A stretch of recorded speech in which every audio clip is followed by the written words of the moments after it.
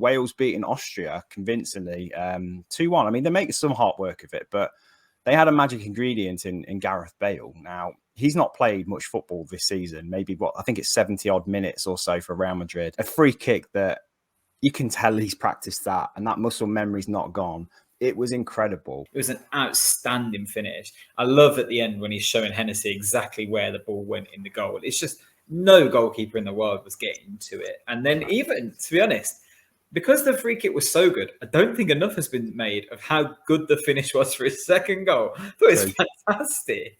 The way he hit that across the goal. Yeah, it was a special brace really for him. And the way he raises his game, it's the old Wales Golf Madrid thing that stuck to him from the Madrid press is very true at the minute. He's got this weird relationship with Real Madrid that neither side benefits from, but you could see with Real Madrid's limp performance against Barcelona, they could have done with the Gareth Bale at the big moments as well. So the way the press have treated him recently hasn't gone unnoticed. And I think he gets some really unnecessary digs from them, doesn't he? Especially the Madrid press, who called him a parasite after the game. And although he's taken a lot of money home, he wants to play football and Real Madrid just don't use him. So he came out on social media trying to sort of say, look, you can't talk about high profile sports people like this. You know, they're human beings, and it sticks with fans. It kind of ruins legacies and just makes it fair game to speak about sports people like that. So I kind of understand why he called it out, but why is he looked at in that way by the Madrid press? He's done a lot for them.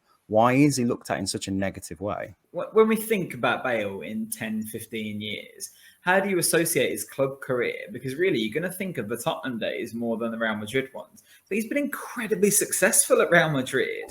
This is a guy who scored really important goals for them in cup finals, won them trophies. And of course, he's got that bad press about the whole golf thing. But it's so persistent now. It's ridiculous. I mean, to be calling him a parasite, it's just it's outrageous. And I think he put it really well in his statement, actually. And I think he summarized his feelings really in a good, articulate way that sums up how footballers will feel around the press.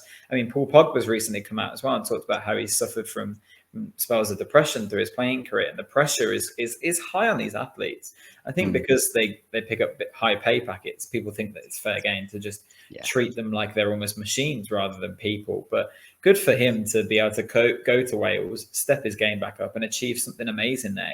If Wales reach the World Cup, what a feeling that will be for him. It'd be incredible. So fair play, I think, to the guy for putting up with the stick he's got. I'm interested to see what happens at the end of the season, because obviously if Wales do get to the World Cup, it'd be important for him that he's playing regular club football to maintain his fitness going into the tournament. But his contract is up at Real Madrid. So where's he going to go? I don't really know what his level is right now, because he had that spell at Spurs last year and he was all right. I don't think it was overwhelming. I don't know. What happens to Gareth Bale next? Well, there's talk of him probably going to MLS, really, just to find his feet again, even as a temporary fix. There's talk of him going to Cardiff, just as a romantic sort of 6-month stopgap, just so he is match fit for the World Cup, which they'd absolutely love. So that's kind of the romantic choice, isn't it? I'd like to see that. That'd be really good for him and for Cardiff City as well. But the thing is, he is only 32. I know. So this whole, let's just get him somewhere until the World Cup. Well, by the end of the World Cup, he's only going to be 33. You'd think he'd still got a bit of an engine. He could still do a job for a club. I don't think I'd say no to him at Villa, for example. Like, I think he's a Premier League quality player. Of course he is. Yeah. I suppose it depends on what wages he's going to ask for. Yeah. And then also what kind of interim period and World Cups he's going to have if they get there. I suppose not many clubs are going to take a chance until that weird 6-month period of the season is over, because when we come out of the World Cup, it's going to be January, isn't it? So the transfer window will start afresh, and that's when a lot of questions will be answered about him. But he does need to start playing some games, get some minutes under his belt. How he managed to last a game like of that intensity really baffles me, because he must be running on pure adrenaline. The crowd was, I have to say, was absolutely fantastic. The atmosphere for a stadium that's relatively small, like under 40,000 people got in there. But it felt like a lot more. So that must be what's kind of carrying him at the minute, because he's got no minutes in the tank this season. It's just pure adrenaline. It has to be.